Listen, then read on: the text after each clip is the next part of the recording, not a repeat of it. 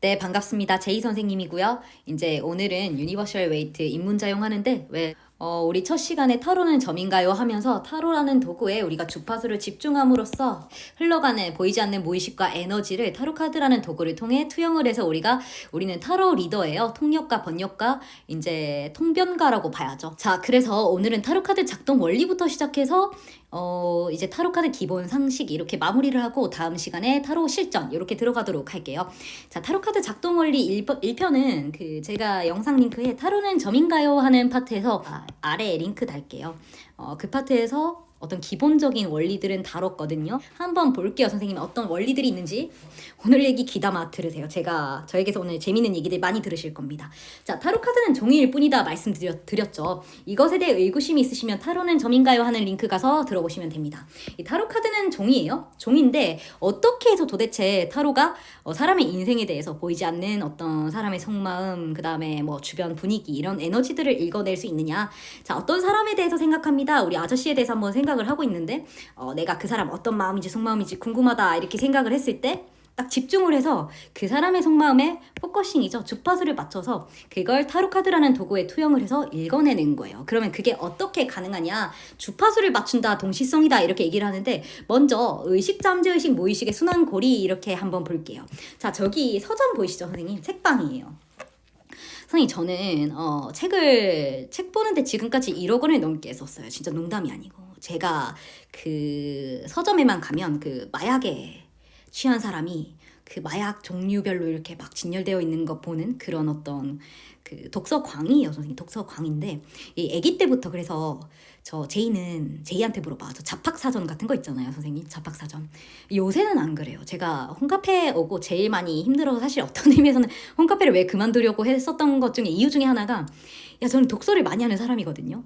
근데 이제 이게 사실 전화 상담 앞으로도 제가 말씀드렸어요. 타사 이직을 하더라도 올인을 해야 되는 입장이다 보니 그 독서를 못 한다는 어떤 그 한탄 그런 것들이 있었거든요. 작년에 너무 바빠가지고 제가 독서를 못했어요, 정말로.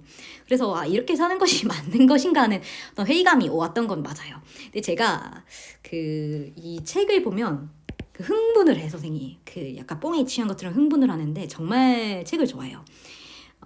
우리 손님들이 저한테 제일 많이 해주셨던 얘기가 그런 멘트를 도대체 어디서 얻는 거야? 그 다음에 글이나 말 듣고 되게 감명을 받았다. 어떻게 이게 약간 스크립트처럼 생각하시더라고요. 대본이 있다고.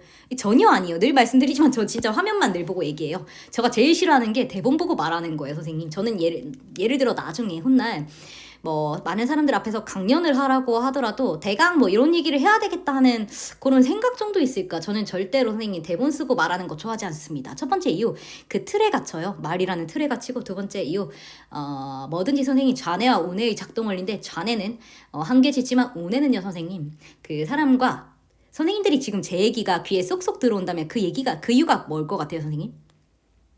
이게 좌뇌라는 틀에 갇히지 않아서예요. 좌뇌의 원리는 나와 남을 구분짓는 원리인데 우뇌라는 건 나와 남이 하나 되기 때문에 서로가 통하는 원리거든요. 근데 저는 지금 선생님 말을 할 때 좌뇌를 쓰지 않고 좌뇌를 쓴다는 건 판단하고 생각하고 사고하고 말을 해야 되는데 제가 우뇌를 쓴다는 건 인식하는 그대로 뱉어내는 거예요. 그래서 타로 카드도 선생님 이제 키워드죠. 배운 대로 말하려고 하면 좌뇌를 쓰게 돼요. 그러면 손님 입장에서 맞는 말 같은데 그렇게 공감되진 않아, 선생님. 근데 우뇌를 쓰면서 말하는 거면 저 사람 지금 보고 말하나 이런 느낌이 든단 말이에요. 선생님 놀랍겠지만 사람과 사람은 연결되어 있어서 뭔가를 보고 읽거나 어떤 생각하면서 말하면 그 사람의 생각이 나한테 흘러 들어온다는 거부감이 생기거든요. 어떨 때는 틀을 만들지 않고 그대로 뱉어내는 걸 듣다 보면 나도 모르게 거기에 흡입돼서 거기에 어떤 동조되어서 가요. 주파수의 원리죠. 그것처럼 의식, 잠재의식, 무의식의 순환골이 되어 있는데 왜 제가 책방 가져왔게요, 선생님? 책방을 가져온 원리. 이게 타로의 달 카드랑 은둔고수 카드거든요. 근데 18번 달 카드는 1 더하기 8, 9라서 원형 카드가 은둔자예요. 얼굴이 같죠. 보시다시피. 이 할아버지가 여기서 이렇게 얼굴이 같죠. 근데 이제 달 카드에 보면은 이렇게 연두색으로 된 부분, 녹색으로 된 부분, 푸른색으로 된 부분 이렇게 있는데 경계는 불분명해요. 그치만 의식, 잠재의식, 무의식을 말하고 있어요. 그리고 이제 이 원형은 은둔자인데 이 은둔자의 세계는 자 머리부터 발끝까지 숫자 9 꽉 차 있다. 이거 제가 나중에 하겠지만 은둔자는 이 내면으로 깊숙이 들어가는 거거든요. 우리 내면 깊숙이에 들어가면 의식, 잠재의식, 무의식이 있다는 거예요. 그래서 순환 고리를 알아야 되는데 선생님 도대체 타로카드 어떻게 작동되느냐. 자, 잠재의식과 무의식에 대해서 한번 설명해 볼게요, 선생님. 자, 우리가 서점에 갔어요. 그런데 우리가 선생님 서점에서 끌리는 책을 샀을 때 나는 내가 그걸 생각해서 집고 마음에 드네 하고 샀을 거라고 생각을 하시잖아요, 보통은. 그쵸? 책을 봤는데 이 책 제목이 끌려서 열어보니 괜찮은 책이네 하고 살 거라고 생각하잖아요. 그게 당연한 거죠. 근데 과연 그럴까? 그렇지 않다는 거예요, 과학적으로. 자, 이미 우리 뇌는 어떤 책을 보기 직전에 약 0.2초 정도의 차이인 것으로 알아요. 선생님, 제가 책을 너무 많이 읽어서 어떤 책에서 정확히 그렇게 말했는지 모르겠지만 검색해서 다음에 알려드릴게요. 어떤 책이었는지. 근데 약 0. 몇 초 차이래요. 그 직전에 우리의 잠재의식, 무의식은 이미 그 책을 선택했다는 거예요. 선택을 하고 내 의식에 사인을 보내요. 그 책을 집어라. 그리고 그 책을 집으면 나는 사실 무의식적으로 이 책에 끌림을 느낀 건데 나는 그걸 알 수가 없다 보니 내가 이 책을 의식적으로 선택했다고 믿어요. 그치만 이미 내가 무언가를 선택하기 직전에 그것이 강한 끌림으로 파동을 보내서 그걸 짚으라고 나는 이미 사인을 받았다는 거예요. 우리 뇌로부터. 그래서 책을 선택할 때 이미 나의 뇌가 이미 결정을 해놨어요. 나는 그 책을 살 거다, 선택할 거다. 그리고 그 책에 내가 필요한 정보가 담겨 있어. 이렇게 하고 무의식이란 나는 내 의식이란 건 책을 펴고 읽어보기 전에 그 책이 도움되는지 알 수 없지만 나의 무의식은 이 모든 방대한 어떤 서점에 있는 책들 중에 어떤 책이 나에게 의미가 있는지 알고 있고 그래서 저는 선생님이 서점에 갈 때 어떻게 하느냐. 그냥 딱 내 몸을 서점에 갖다 놔요. 그 다음에 어디로 가는지 내 몸을 내버려 둬요, 선생님. 믿기 어려우시겠지만. 그리고 어디에 서서 어떤 책이 끌리는지 봐요. 그럼 눈에 딱 띄잖아요. 그럼 그 책을 열어보면 내가 생각했던 것에 대한 답을 줘요. 이제 그런 어떤 굉장한 나의 무의식에 맡기는 거죠. 그걸 서렌더라고 불러요. 8번 힘 카드죠. 이거 좀 제가 어렵게 갈 것 같아서 다음에 할게요. 8번 힘이라는 건 수능의 힘인데 순리대로 가겠다는 거예요. 나의 무의식이 모든 걸 알고 있고 내 의식은 한낱 얕다. 판단하기에 너무 얕기 때문에 무의식에 나의 모든 것을 맡기겠다. 답을 달라 하면은 이렇게 가서 여기 보자. 갑자기 눈에 띄어요. 책 열어보면 답이 있습니다. 선생님들도 한번 해보세요. 타로카드의 방금 말한 원리가 바로 타로카드의 원리예요. 78장 쫙 펴놓고 나는 어떤 것이 답인지 몰라, 선생님. 그치만 나의 무의식은 알고 있어요. 그래서 주파수를 맞춰서 여기에 대한 답을 알고 싶다 뽑아보면 거기에 대한 어떤 정확한 답변이 나오는 거예요. 다만 장난치면 안 되죠, 그거 가지고. 내가 3장 뽑았는데 에이 내가 원하지 않는 답이네? 다시 뽑아보자. 에이 이 사람이 나를 좋아한다고 나올 때까지 또 뽑아보자. 그러면 안 되겠죠. 그게 아니고 어떤 경건한 마음으로 이제 타로와 어떤 주파수를 맞췄을 때 제가 방금 말한 책을 고르는 원리와 같이 타로 카드도 마찬가지로 작용을 한다는 겁니다. 그걸 바로 이제 동시성이라고 불러요. 왜 우리 자막 맞출 때 싱크를 맞춘다 이렇게 말하거든요. 발표하는 자리였어. 근데 선생님 그때 그 태국인 친구가 이제 정면 반박을 하더라고요. 사랑이 밥 먹여주냐 이러면서 네가 아플 때 병원을 가게 해주는 것이 무엇이냐 돈이다. 네 남자친구가 너에게 해줄 수 있는 것이 무엇이냐 돈이다. 명품이다. 그 태국은 선생님 명품 되게 좋아해요. 태국 사람들이. 그러니까 부익부 빈익빈이 커서 태국에 이제 잘 사는 애들은 되게 그 명품을 좀 많이 밝혀요. 그러면서 저보고 그러는 거예요. 결국에 나를 행복하게 해주는 건 명품이고 쇼핑이고 풍족함이라는 거예요. 사랑이 아니라. 근데 과연 그게 진짜일까? 그렇지 않다는 거예요. 그리고 어떤 사람들은 제 얘기가 되게 가소로울 수 있거든요. 그런데 사랑을 하면 필요한 것은 모두 충족돼요. 저는 선생님 지금까지 많이 베풀었지만 베푼 만큼 그만큼 인정받았잖아요. 저라는 사람이. 딱 제가 베푼 만큼 인정받았다고 생각해요. 더 베풀었으면 더 인정받았을 거예요, 선생님. 근데 제 그릇만큼만 인정받았다고 생각하거든요. 그래서 사람을 진심으로 사랑하면 나의 부족한 면은 순리대로 채워지기 마련이에요. 그래서 선생님 이거 좀 말하면 복잡한 부분이기 때문에 항상 사랑을 잃지 말고 내가 한낱 이제 의식과 무의식의 원리예요, 선생님. 이건 뭔가 내가 계산적으로 구는 거고, 이건 뭔가 사랑, 무의식은 곧 신이거든요. 운의 원리예요. 그래서 사랑을 하고 그러니까 예를 들면 선생님, 제가 이거 잠깐 어려운 얘기 하자면, 신에 다가갈수록 의식 수준이 높아진다. 이건 곧 무의식, 즉 은혜와 관련되거든요. 그러니까 선생님이 손님을 진심으로 아끼고 배려하면 안 되던 타로 리딩도 될 수밖에 없다. 왜? 무의식에 다가가고 어떤 나의 은혜를 자극하는 원리이기 때문에 손님을 배척하기보다는 진심으로 사랑하면 타로 리딩이 저절로 된다. 저 이렇게 말씀을 많이 드려요. 참고하시고요, 선생님. 그래서 의식 수준이 높아지면 이 무의식과 다가서기 때문에 삶에 저절로 동시성이 생겨요. 그러니까 의식 수준이 높아지면 제3의 눈이라는 영안이 저절로 트이거든요. 그러면 이 제3의 눈이란 게 선생님 뭔가 영의 세계가 저절로 보이고 들리고 이렇게 하면서 뭐 엄청난 영 능력자가 되듯 말하잖아요. 그게 선생님 아상이에요. 내가 실제적으로 정말 대단한 영 능력자들은 선생님이 자기 자신을 대단히 겸손하고 평범하게 묘사해요. 그러니까 그 영 능력자가 된다는 것, 즉 사이킥이나 어떤 영적으로 진보한다는 건 누구보다 평범해지는 길인 거지 특별해지는 길이 아닙니다. 근데 뭔가 내가 영적으로 좀 안다고 말하거나 내가 영 능력자야 이렇게 얘기하는 것, 그것 자체가 아상이에요, 선생님. 그래서 명상을 해도 아상이 높을수록 현상이 생긴다 이렇게 얘기를 해요. 그러니까 가장 완벽한 것은 무거든요. 텅 비어짐이라고 불러요. 그러니까 오쇼전의 무카드처럼 가장 초월의 경지는 어떠한 현상도 겪지 않는 것이다. 즉 번뇌를 초월하는 것이다. 이렇게 얘기를 하는데 그 명상을 하면서 자꾸 어떤 기이한 현상이 일어나고 이거에 빠지고 착에 걸리고 집착하고 뭔가 관을 해야 된다는 건 나 자신을 비우는 건데 보이는 현상에 집중하고 들리는 현상에 집중한다는 거, 그게 내가 특별해지고 싶은 마음이거든요. 그래서 그런 것들을 사실 초월해야 돼요. 아무것도 아닌 평범해짐으로 돌아가는 것. 나 어떤 성이 내가 붉은 장미가 아니고 저 보이지 않는 들꽃으로 돌아가는 것. 그게 어떤 인생의 선생님, 저는 인생이 흘러가는 길이라고 생각해. 근데 이 동시성이라는 건 어쨌든 의식 수준이 높아질수록 무의식에 다가가고, 그러면 제3의 눈이라는 영안이 트이면서 내가 속해 있는 세계가 새로운 방식으로 정렬돼요. 그러니까 타로 카드라는 도구 없이도 동시성이 그냥 매 순간 일어나는 거예요. 예를 들면 뭐 자연스럽게 동시성이 일어나요. 영적으로 진보가 되면. 그래서 이 동시성이란 건 사실 특별한 것은 아니고 칼 구스타프 융의 동시성이죠. 그 풍뎅이 원리인데 뭐 유리잔이 탁 깨졌다? 전조 증상이죠. 어떻게 타로 카드를 맞추느냐? 제가 의식, 무의식, 잠재의식, 무의식의 순환고리 말씀드렸잖아요. 이번에 튀르키예 터키 대지진 때도 그러고, 그 지진이 일어나기 직전에 동물들은 예민하게 반응을 하잖아요.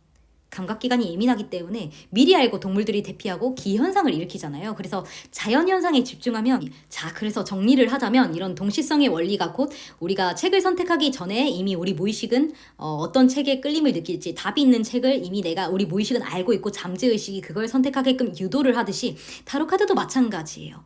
예를 들면 튀르키예 대지진 이전에 그 자연현상이 미리 경고를 했었고 동물들은 미리 알고 대피를 했듯이 우리도 동물이기 때문에 느껴요. 그 감각기관이 퇴화되었을 뿐이지. 그래서 오감을 초월한 육감의 세계는 미리 예측 가능하다. 그리고 동시성을 통해 정확히 읽어낼 수 있다. 근데 그 원리는 이미 무의식과 잠재의식은 답을 알고 있고 미리 선택을 하도록 유도를 해서 우리 의식이 선택한다고 믿겠지만 사실은 그 직전에 무의식이 모두 결정지어 놓았다 하는 원리입니다. 그리고 타로카드 다루는 스킬 한번 보도록 할게요. 선생님, 타로카드를 섞는 방법은 우리 기본적으로 이렇게, 잠깐만요 선생님, 세로로 우리가 일반 이제 플레잉 카드죠, 트럼프 카드 섞듯이 이렇게 일반적으로 세로로 섞기 하는 방법이 있고, 가로로 섞기 하는 건 보여드릴게요. They're really needing to heal first. Page of Wands in the reverse, yeah.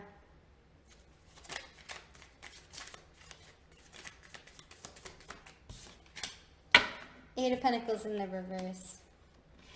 So maybe you feel like you're tired and you're like, I don't know if I can put the... 요즘에는 국내에서도 가로로 많이 섞거든요. 근데 이건 좀 해외에서 많이 유행하는 방식인데, 왜 해외에서는 가로로 섞냐면 우리는 보통 이제 세로로 섞어서 쭉 스프레드 펴고 거기서 한 장씩 뽑잖아요. 근데 가로로 섞는 이유는 가로로 섞어야 튕겨요, 카드가.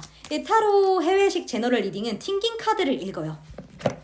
튕긴 카드를 순서대로 읽어요, 선생님. 리딩을 할 때 예를 들면 이렇게 가로로 섞으면 세로로 섞는 것과 다르게 중간에 한 장씩 더 튕기거든요, 꼭 이렇게.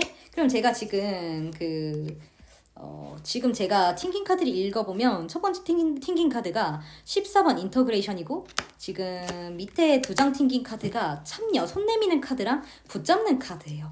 그러니까 내가 어떤 결핍되었던 부분이 서로 손을 내밀어서 붙잡음으로써 결합이 일어날 것이다. 이렇게 읽을 수가 있겠죠. 팅킹 카드를 순서대로 읽는다면 어떤 일적으로 누군가와 손을 내밀어서 잡고 붙잡고 다시 만나게 된다. 혹은 결합이 일어난다. 이렇게 읽을 수가 있어요. 팅킹 카드를. 이런 식으로 팅킹 카드를 읽는 거예요. 암시와 복선으로 활용한다. 그러니까 우리나라에서는 팅킹 카드에 의미가 있다. 이렇게 해서 이걸 힌트 카드로 읽어요. 혹은 아예 무시하거나. 이건 개인에게 맡기지만 팅킹 카드는 대체로 이유가 있는 편이에요. 예를 들면 3장, 4장 이상 튕기면 그거는 사실 덮는 편인데 한두 장 튕긴 건 읽어내야 돼요. 어떤 암시로서. 그러니까 랜덤 보장이죠. 어떤 무작위성의 보장에 있어서 세로로 섞는 건 어쨌든 뭉치를 움직이는 거기 때문에 한계가 있는데 그 와중에 중간에 한번 이렇게 물론 절대 손님 앞에서 이렇게 섞진 않습니다. 하지만 이렇게 트럼프 카드 섞듯이 하면 훨씬 더 무작위성이 보장이 돼요. 그래서 제가 많이 쓰는 방법입니다.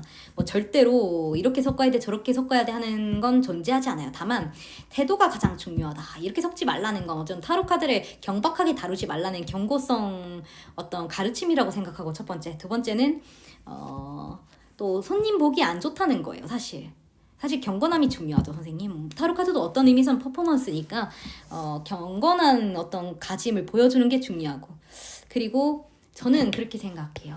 이 되게 아이러니했던 게 트럼프 카드 섞듯이 하지 말라고 하면서 되게 내담자에 대해서 무시하는 발언하는 거. 그 진짜 선생님 사실은 아이러니죠. 말 그대로 아이러니예요. 역설이죠, 선생님.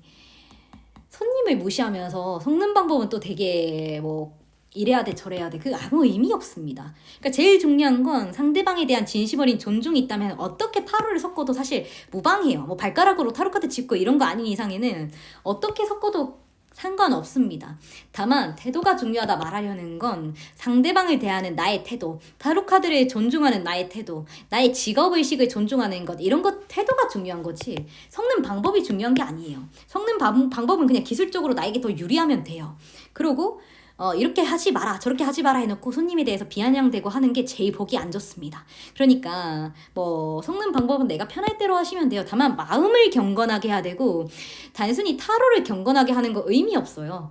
내담자를 어떤 선생님이 약보거나 내담자에 대한 존중이 기본적으로 깔려있지 않은 상태에서 타로 카드를 존중하는 거 그게 나 자신을 존중하지 않으면서 벤치 타는 거예요. 제가 10대 때 깨우침을 얻었던 게 절에 가서 사람들이 빌어요. 금불상을 보고. 근데 제가 그때 보고 되게 아이러니했던 게 살아있는 부처 생불에겐 함부로 대하지만 금불상 살아있지 않은 것 어떤 무생물에게 이다지도 깍듯하다는 거 참 아이러니한 세상이다. 모든 존재에 불성이 깃들어 있다. 그게 뭐겠어요, 선생님? 내 앞에 앉은 당신이 곧 부처입니다. 내 앞에 앉은 당신은 살아있는 부처이니 내가 깍듯하게 대하겠습니다. 이게 불교의 정신이자 어떤 모든 종교의 정신이라고 보거든요. 타로 카드도 마찬가지고 결국 사람의 인생을 읽어내는 것 아니에요. 그 타로 카드를 경건하게 다루는 것 그게 무슨 의미가 있냐는 거예요. 그 사람의 인생에 대해서 함부로 논할 것이라면 이 타로는 인생을 다루는 도구인데 그러니 중요하죠. 경건하게 다뤄야죠. 근데 경건하게 다루면서 어떤 리딩을 되게 경박하게 뭔가 상대방을 존중하지 않는 리딩을 한다? 그러면 선생님 꼭 이렇게 굉장히 냉철한 리딩을 하시는 분들은 타로 카드가 나온 대로 말할 뿐이야 하지만 나온 대로 뚫린 입으로 그렇게 말하라는 게 아니야 선생님. 뚫렸다고 뚫린 입대로 선생님 뭐 함부로 말하라는 게 아니고 나온 대로 말하되 상대방을 존중하고 배려하듯 말하는 것이 진정 선생님 어떤 존중의 가치 아닐까 선생님. 저는 그렇게 믿거든요. 저는 그래요. 내 제자 사제 간에도 마찬가지예요. 상호 존중이 일어나야 되지. 타로 카드는 금불상이에요, 선생님. 내 앞에 앉은 내담자가 생불, 즉 살아있는 부처입니다. 그럼 누구한테 깍듯해야 되겠어요, 선생님? 생불에게 깍듯해야죠. 내 옆에 앉아있는 부처에게 존중과 배려를 다하라. 금불상은 상징일 뿐이다. 즉 타로는 도구예요. 금불상도 마찬가지예요. 금불상이라는 어떤 눈에 보이는 도구를 통해 내가 무의식과 연결이 되고 내가 깨우침을 얻고 나의 내면 세계와 연결되게끔 하는 거지 타로라는 도구도 내면과의 연결이에요. 그런 의미에서 금불상과 생불의 차이 선생님 꼭 기억하셨으면 좋겠어요. 그러니까 펼친 뒤 한 장씩 뽑기 하는 방법이 정석이라면 내가 만약에 060 타로 마스터고 시간 단축이 필요하다 그러면 좀 이 방법은 사실 집중을 요해요. 이렇게 가로로 눕혀서 이렇게 이렇게 막 이렇게 섞인 다음에 이때부터는 집중해서 그 자리, 배열법상 자리를 떠올리면서 한 장씩 바로 뒤집는 거예요. 이건 훨씬 더 시간이 단축되겠죠, 선생님. 좀 그렇게 읽는 방법 이것도 많이 권해드리고, 혹은 해외식 제너럴 리딩이요. 이렇게 옆으로 눕혀서 아까 말씀드렸다시피 한 장씩 튕겨 나온 순서대로 읽는다든지 좀 그런 방법들이 있습니다. 그래서 만약에 내가 정석대로 하겠다면 처음에 이제 펼친 뒤 한 장씩 뽑기가 현명하고, 쭉 이렇게 제 얘기는 이렇게 쭉 등을 높여서 한 장씩 뽑는 일반적인 방법을 얘기하는 거고, 좀 빨리빨리 해야 되는 상황이다, 타로 마스터다 이러면 선생님 내가 좀 더 단축할 수 있는 방법이 있느냐, 그럴 때는 잘 섞어서 그 옆면에 집중해서 한 장씩 뽑는 것, 바로 뒤집는 것, 그 방법이 있습니다. 그래서 이번에는 정방향하고 역방향인데, 아시겠지만 이게 이렇게 바로 세워서 정방향만 쓰는 방법이 있고, 역방향이라는 건 이제 정력을 다 쓰는 방법이에요. 근데 정방향만 쓸 것이냐, 정방향을 쓰고 뒤집어진 방향도 함께 읽을 것이냐 하는 차이가 있는데, 이건 철저히 개인의 선택이에요. 근데 제가 말씀드리고 싶은 건 개인의 선택이기는 하지만 저는 정방향만 쓰라고 권해드려요. 왜냐면 정력을 다 썼을 때의 장점은 리딩이 보다 풍성해질 수 있거든요. 예를 들면 이건 떠나가는 거지만 이거는 떠나지를 못한다, 혹은 떠나지 못하는 거니까 돌아온다, 이렇게 읽을 수도 있겠죠. 근데 사실 정방향을 제대로 읽어낼 수 없는 상태에서 정력을 다 쓰면 굉장한 혼란을 초래할 때를 많이 봐요. 제가 이거는 정력의 문제니까 정방향만 써봐라 했더니 좀 그 뒤에 훨씬 더 타로 카드를 매끄럽게 읽으시는 걸 봤거든요. 내가 어느 정도 리딩이 안정화됐을 땐 정력을 다 쓰는 걸 저도 말리진 않아요. 근데 역방향을 굳이 쓰지 않아도 정방향을 깊이 있게 읽어내면 정확하고 풍성한 리딩은 얼마든지 가능한데, 저는 굳이 역방향까지 욕심 안 내셨으면 좋겠어요. 더 예를 들면 3번 칼이 역방향이면 아픔이 치유된다라고 읽는 사람이 있고, 아픔이 더 심해지고 이게 오래 간다라고 읽는 사람이 있어요. 이건 떠나간다인데 이걸 역방향으로 하면 떠나지를 못한다고 읽는 사람이 있고, 돌아온다고 읽는 사람이 있어요. 의미의 약화 혹은 반대가 의미의 약화, 부정, 반대라는 세 가지 방법이 있을 수 있는데, 이것에 대해서 혼선을 초래하면 오히려 더 리딩이 꼬일 수도 있어요, 우리 선생님이. 네, 뭐 이것만으로 나는 역방향까지 더 잘 써보고 싶어? 그러면 말리진 않습니다. 다만 선생님 역방향을 쓰는 것보다 더 좋은 방법이 있겠느냐 물어보시면, 정방향을 쓰고 보조덱 한 가지를, 보조카드 한 가지를 더 쓰는 게 오히려 풍성한 리딩의 지름길이라고 생각해요, 선생님. 그리고 이제 배열법인데요, 선생님. 배열법을 정확하게 쓰셔야 돼요. 이 배열법에 대해서는 제가 마지막에 한 번 더 할 거라 간단하게 짚고 넘어가시면, 빠르게 3장, 4장을 뽑아요. 근데 제일 주의하셔야 될 것이, 이 배열법 없이 3장, 4장을 그냥 논스톱으로 통배열이라고 하거든요. 근데 이 배열법의 오류가, 이 카드가 결론적으로 성공이어서 성공할 거다 읽어줬는데 성공을 못했어. 그러면은 이게 점사가 틀린 걸 수도 있고 내가 리딩을 잘못했을 확률이 있잖아요. 근데 후자일 가능성이 높아요. 왜냐하면 통배열은 마지막 자리가 결론이 아니에요. 이렇게 3장을 합해야 결론이 돼요, 선생님. 그러니까 이 자리가 성공이라고 해서 성공하는 게 아니고, 이 전체적인 느낌이 결국 성패의 여부를 가르는데, 내가 마지막 자리가 성공이라 성공할 거야 읽어주는 오류라는 거예요. 다만 배열법을 가진다? 이걸 근본으로 읽고 연결로 읽고 결론으로 가신다? 그러면 이게 결론일 수 있죠, 선생님. 이런 식으로 정확한 배열법이라는 건 자리별 의미를 둔다는 건데, 정확한 배열법을 가지고 읽어야 리딩이 정확해져요. 예를 들면 이렇게 2장을 상대방 속마음으로 읽는 것과 상대방이 보는 내담자와 상대방 진짜 속마음 이렇게 읽는 건 리딩이 질적으로 달라져요. 그래서 어디에 배우시더라도 배열법에 대해서 읽는 방법을 정확하게 알려달라고 하는 것이 중요하고, 또 배열법을 읽어야 돼요. 가끔 그 얘기를 하시거든요. 060 손님들은 절대 기다려주지 않는다. 근데 우리 제자쌤한테 10장, 13장 배열법 뽑는데 그런 얘기 못 들어봤어요. 그러니까 내가 배열법을 배우는 것에 대한 부담감이 아닌지 한번 생각해 보실 필요. 그리고 마지막 시간 타로 필수 용어로 마무리를 해보도록 할게요. 타로 리딩이라는 건 리딩이 아니에요, 선생님. 리딩이에요, 선생님. 이 R이에요. 그러니까 책을 읽듯이 읽는다는 거예요. 읽다. 그래서 타로 카드를 읽는 거, 타로를 해석하는 걸 타로 리딩이라고 합니다. 책을 읽듯 타로를 읽는다는 거예요. 그리고 타로 리더는 선생님, 이 R이 붙으면 teach는 가르치다거든요. 이 R이 붙으면 그걸 하는 사람, 가르치는 사람이에요. 티처. 이 read는 읽다는 동사인데 이 R이 붙었으니까 읽는 사람이죠. 이 타로 리더라는 건 타로를 읽어주는 사람, 즉 저와 같은 타로 마스터를 타로 리더라고 해요. 근데 세계적으로 타로 리더라고 하는데 우리나라에서만 유달리 타로 마스터라는 표현을 써요. 이 타로 마스터라는 건 옛날에 자기 이거 타로 마스터입니다 이렇게 말하는 거, 사실 스님이 자기 스스로를 나 스님입니다 이렇게 소개하는 거거든요. 그게 무슨 뭐 그거 당연한 거 아니야? 이렇게 물어보시겠지만 스님은 승려예요. 그리고 승려에 대한 존칭이 스님인 거죠.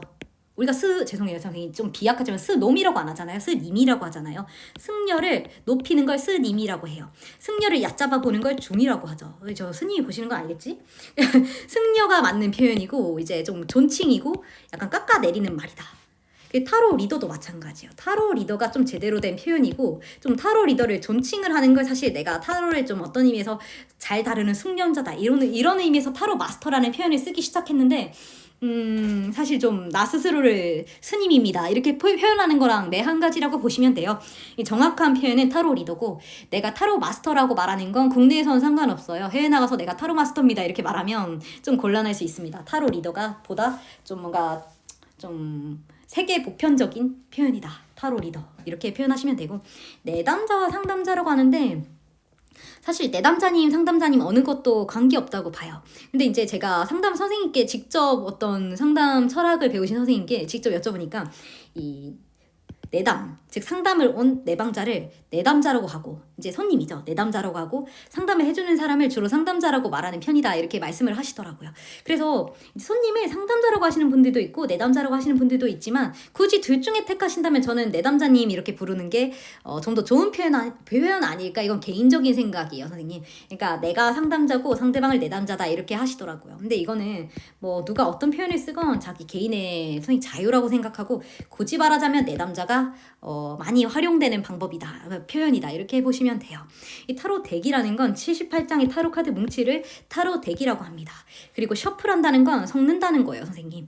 타로 스프레드라는 건 이렇게 타로 카드를 일자로 쭉 펼치는 걸 타로 스프레드라고 하고 두 번째는 타로 카드 스프레드 배열법 자체를 타로 스프레드라고 말하기도 해요. 그러니까 펼치는 것과 배열법 둘 다 타로 스프레드라고 하니까 오해 없으시길 바라고요. 그 다음에 타로 카드와 오라클 카드가 있어요. 타로 카드는 정확히 78장이라는 구조에서 메이저와 마이너 아르카나로 나누어져 있고 이 타로 카드는 정확한 구조와 형식이 있어요. 근데 이제 오라클이라는 건 이 타로 카드의 형식에 구애받지 않는 점술용 도구를 모두 오라클이라고 부릅니다. 그러니까 저는 어떤 의미에선 오라클, 신탁을 받는 카드의 어떤 일부가 타로 카드라고 생각하거든요. 그러니까 말하면 이 점술용 카드를 다 오라클이라고 부르고 이 안에 타로 카드라는 형식이 있다는 거예요. 근데 이 타로 카드는 78장이라는 정확한 구조가 있어서 타로 카드라고 부를 수 있는 건 한정적이고 그 외에 이 타로 카드 78장 형식에 구애받지 않는 모든 점술용 카드를 오라클 카드라고 부릅니다. 이 오라클은 신탁이거든요. 그 신탁용 카드라는 거예요.